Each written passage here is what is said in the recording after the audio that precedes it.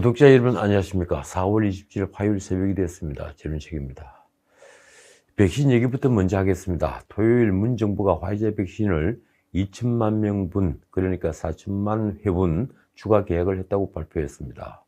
화이자 백신은 기존 2,600만 회분에 이번 4천만 회분을 더해서 총 6,600만 회분, 그러니까 3,300만 명분을 확보했습니다. 화이자가 백신 증산을 하게 되면서 이 계약이 이루어졌다고 합니다. 그동안 백신 논란에 전전긍긍하던 청와대가 일단 한숨을 돌리게 된 모양입니다. 언론은 5월 말 한미 정상회담에서 백신 외교 부담을 덜게 됐다고 쓰고 있습니다. 과연 정부는 백신 수급 문제를 완전히 해결한 것일까요? 청와대가 하는 말은 똑같습니다. 11월 집단 면역 형성에는 큰 무리가 없을 것으로 본다.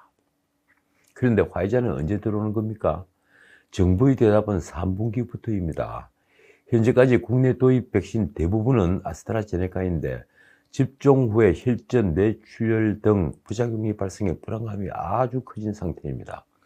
그 아스트라제네카조차도 우리에겐 얼마 되지 않습니다. 현재까지 도입된 백신은 총 175만 회분에 그대로 머물러 있습니다. 문 대통령은 지난 21일이죠. 이 오세훈, 박영준 두 시장과 오찬 모임을 하면서 수급 불안보다는 백신을 즉시에 속도감 있게 접종하지 못하는 게 더 문제라고 말했습니다. 그 말이 맞는다면 이 백신이 제때 공급되어야 합니다. 그런데 5월에 들어온다던 모더나는 아직 소식이 없습니다.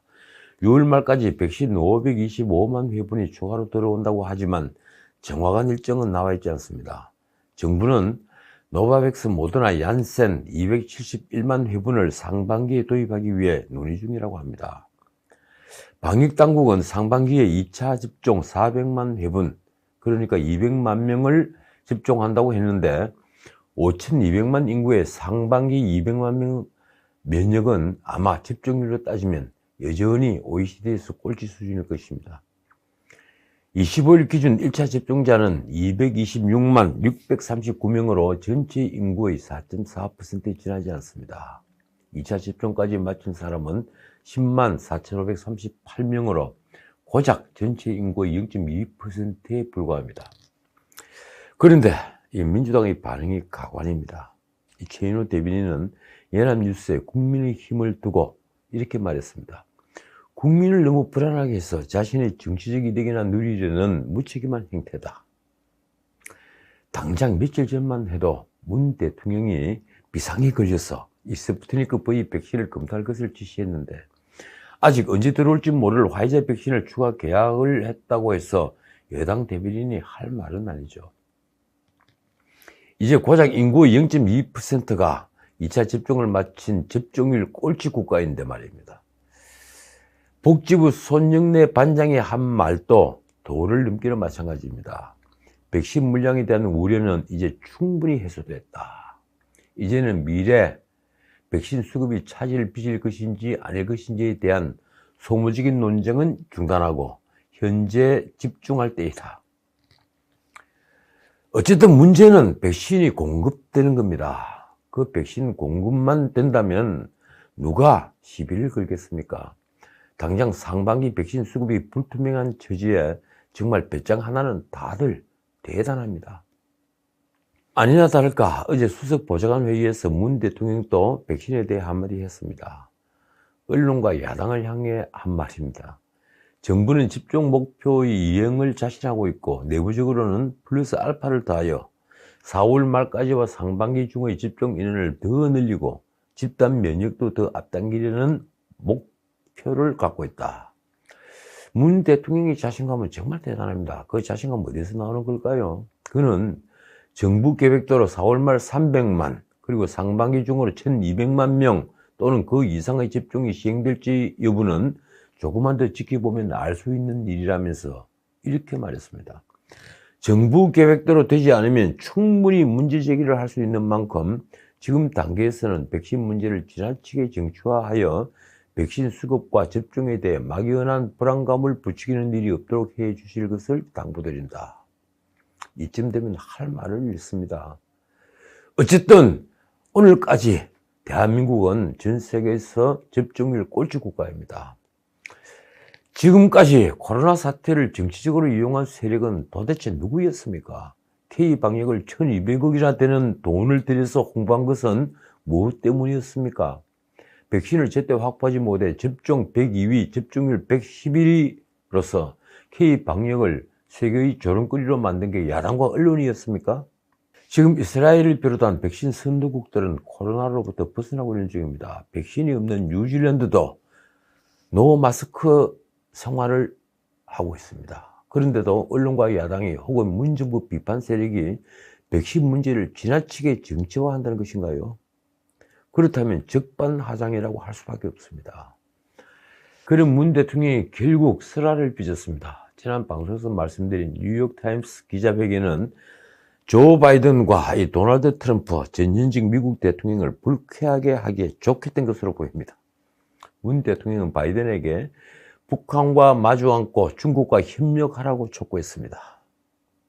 지금 쿼드로 대중국 포위망을 만들고 그리고 중국과 반도체 대진을 벌이고 있는 바이든이 이 말을 어떻게 들었을까요? 문 대통령은 바이든 대통령 취임 직후에 시진핑과 통화하면서 공산당 100년을 축하했습니다. 게다가 며칠 전엔 시진핑이 만든 보아오 포럼에 자유진영 리더로서는 유일하게 참여해서 코로나 백신을 기부하는 중국 정부를 찬양하기도 했습니다. 그는 심지어 아시아 국가들은 보아오 포럼을 통해 서로의 차이를 인정하며 공동의 이익을 추구하는 구동존의의 정신을 실천해 왔다며 노골적으로 중국 편에 섰습니다.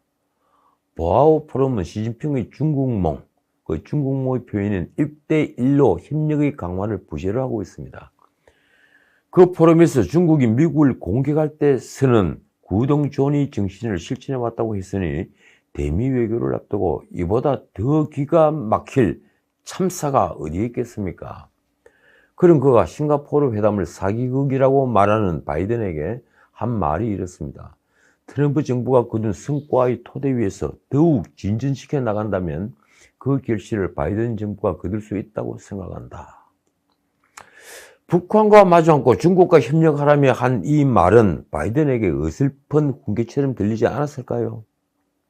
게다가 어제 수석 보좌관 회의에서는 노골적으로 바이든을 공격했습니다. 이렇습니다.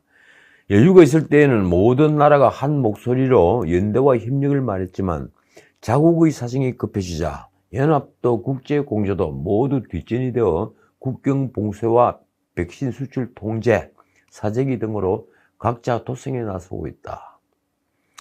그는 그에 앞서 백신 확보에 걸림돌이 되는 요소를 세 가지로 꼽았습니다. 전 세계적인 백신 생산 부족, 백신 개발국의 자국 우선주의, 강대국의 백신 사재기. 자, 여기서 백신 개발국은 어딜까요? 그건 미국입니다.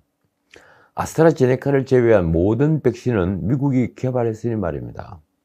이 말들은 모두 바이든을 공격하는 말들입니다. 백악관은 아직 아무런 반응이 없습니다. 과연 한미 정상회담은 어떻게 될까요? 그런데 또 한 사람 트럼프는 참지 않았습니다. 문 대통령이 뉴욕타임스 인터뷰에서 트럼프를 두고 한 말은 이렇습니다. 트럼프의 대북 정책은 변죽만 울렸을 뿐 완전한 성공을 거두지 못했다. 뉴욕타임스 인터뷰는 한국인 기자가 했으니 변죽만 울렸다는 표현은 문 대통령이 한국말로 한 그대로입니다. 싱가포르 회담을 자신의 기적처럼 여기는 트럼프로서는 발끈할 수밖에 없습니다. 그는 뉴욕포스트와 AFP 통신 등 언론에 이메일을 보내 문 대통령을 직격했습니다. 북한 김정은은 문 대통령을 존중한 적이 없다. 이 문 대통령은 미국에 대해 장기간 지속된 군사적 바가지 씌우기와 관련한 것을 제외하면 지도자로서 또 협상가로서 약했다. 반면 자신이 평화를 협상하며 한국을 향한 북한의 공격을 막았다고 했습니다. 하긴 싱가포르 회담 뒤에 트럼프의 허풍은 대단했죠. 그는 안심하고 잠을 자도 된다. 다 끝났다. 이렇게 말하며 마치 자신이 아니었으면 한반도는 전쟁이 당장 벌어질 것처럼 호들갑을 떨었습니다. 청와대의 반응이 재밌습니다. 외국 전직 대통령 발언에 대해 언급하는 것은 적절하지 않다. 문 대통령은 왜 뒤늦게 트럼프를 비판했을까요? 변죽만 울렸다는 말은 기자회견을 준비한 청와대 비서들의 자료에는 없는 말이라고 합니다.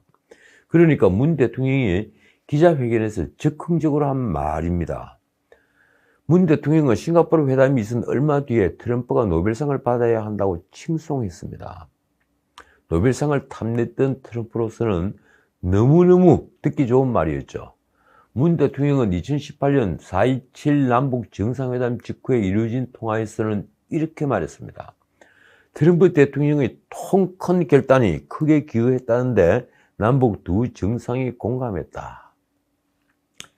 문 대통령은 트럼프 재임 기간 중에 9차례나 정상회담을 했습니다. 그렇게 공을 들이던 트럼프를 문 대통령은 이제 버린 것입니까? 그런데 트럼프가 한 말이 보도되자 친문들은 트럼프를 비난하며 문 대통령의 외교력을 찬양했습니다.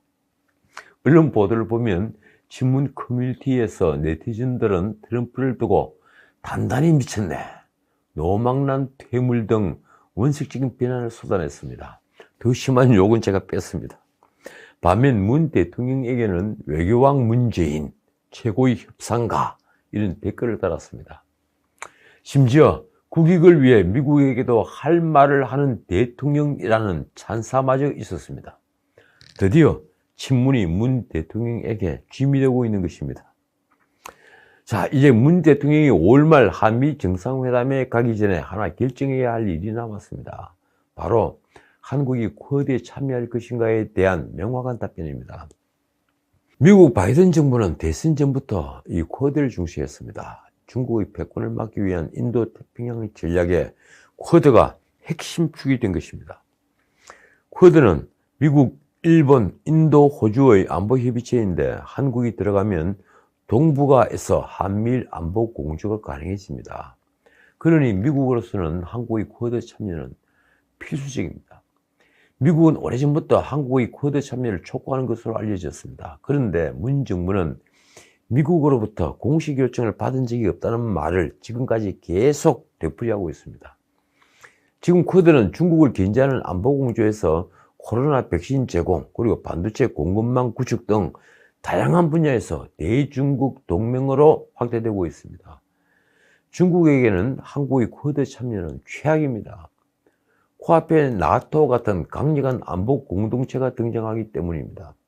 그래서 중국은 문 정부에 쿼드에 참여할 것인지 여러 차례 물었다고 24일 홍콩 사우스 차이나 모닝 포스트지가 보도했습니다. 그 말은 바꿔 말하면 한국은 쿼드에 참여하지 말라는 중국의 경고입니다. 문 정부의 대답은 늘 같습니다. 미국으로부터 쿼드 참여를 요청받은 사실이 없다. 중국 왕이 외교부장은 미일 정상회담 10일 전인 5일 모테기 도시마스 일본 외무상에게 전화를 걸어 어떤 초강대국의 의지도 국제사회를 대표할 수 없고 초강대국을 따르는 소수국가도 다자규칙을 독점할 권리가 없다며 쿼드를 비판했습니다. 다들 아시다시피 바이든은 백신조차도 쿼드 동맹 우선이라는 것을 이미 밝혔습니다. 그러니 5월 한미 정상회담에서는 쿼드 참여는 다시 문제될 것이고 문 대통령의 답에 따라 바이든의 태도는 완전히 달라질 것입니다. 자, 홍준표 의원이 24일 페이스북에 쓴 글이 화제가 됐습니다. 조폭 리더십이 형님 리더십으로 미화되고 양아치 리더십이 사이다 리더십으로 둔갑하는 나라가 되어서는 안 된다. 참 재밌는 표현입니다. 홍 의원은 평상심이 지배하고 상식이 변칙을 누르는 정상사회로 돌아가야 한다며 이같이 썼는데 조폭 리더십, 양아치 리더십이 누구를 지칭하는지는 말하지 않았지만 그건 누구나 다 알 수 있는 것입니다. 검찰 출신인 홍 의원 자신이 검찰에 대해 조폭 같은 의리로 뭉쳐 국민 위에 영감으로 군림했다고 했으니 조폭 리더십은 윤석열 전 총장을 두고 한 말입니다. 한때 법조인을 두고 영감님 이렇게 불렀죠. 양아치 리더십은 이재명에 대해 양아치 같은 행동으로 주목을 끈다고 한 적이 있으니 누가 보더라도 이재명을 두고 한 말입니다. 그런데 국민들은 얼마나 답답했으면 그런 조폭 리더십, 양아치 리더십에도 환호작약했겠습니까? 누군가가 그 기사 아래 홍준표 리더십은 그럼 무엇이라 불러야 하느냐고 꼬집은 댓글을 썼습니다. 제가 거기에 등장하는 말들은 굳이 말씀드리지 않겠습니다. 오래전부터 대중과 홍의원 간에 간극이 있었습니다. 이 대중은 홍의원이 하는 말이 옳은 줄 알면서도 쉽게 공감하지 못합니다. 왜일까요? 그 답을 알 때 홍준표는 대중 정치인으로 다시 한번 우뚝 설 수 있다고 저는 생각합니다. 자, 오늘 여기까지입니다. 이 민주당 조응천 의원이 박범계 장관을 제대로 비판했습니다. 박범계는 23일 검찰총장 후보 인선 기준을 묻는 질문에 대통령의 국정 철학에 대한 상관성이 클 것이라고 말해서 논란을 빚었습니다. 그러자 조 의원은 24일 페이스북에 박 장관이 대답에 제 귀를 의심했다며 이렇게 썼습니다. 말 잘 듣는 검찰을 원한다는 걸 장관이 인정해버린 것 같아 당황스럽다. 조응천 의원은 검찰총장의 조건과 덕목으로 제일 중요한 것은 정치 권력으로부터 독립해 공정한 결정을 하려는 결연한 의지와 용기라며 검찰은 일반 행정기관과 달리 정치적 중립과 독립성이 강하게 요구된다고 지적했습니다. 그 뒤에 덧붙인 말에 전국을 찔렀습니다. 이 장관이 은행들이 윤석열 전 총장의 대선 가도에 큰 동력을 제공하는 것 아닌가도 한번 돌아보시기 바랍니다. 검찰총장 후보 추천위원회는 29일 회의를 열어 3명 이상을 박 장관에게 추천하는데 박 장관은 그 중에 1명을 문 대통령에게 제청합니다. 법무부는 어제 검찰총장 후보 명단을 후보 추천위원회 위원들에게 전달했습니다. 명단은 총 10여 명이라는데 이승윤 중앙지검장도 포함된 것이 확인됐습니다. 그는 오래전부터 차기 총장 0순위로 꼽혀왔죠. 그런데 김학의 전 차관 불법 출금 사건과 관련해서 외압을 행사한 혐의로 현재 피의자 신분입니다. 평검사에게서 조사까지 받았습니다. 곧 기소될 가능성이 매우 높습니다. 어쩌면 우리는 피고인 검찰총장을 볼 수도 있을 것 같습니다. 이 권력이 막장 권력이라면 말입니다. 한 말씀 드리죠. 권력은 유한하지만 명예는 무한합니다. 선비가 기계를 뿌리지 않고 이름을 더럽히지 않는 까닭입니다. 지금까지 전은책이었습니다.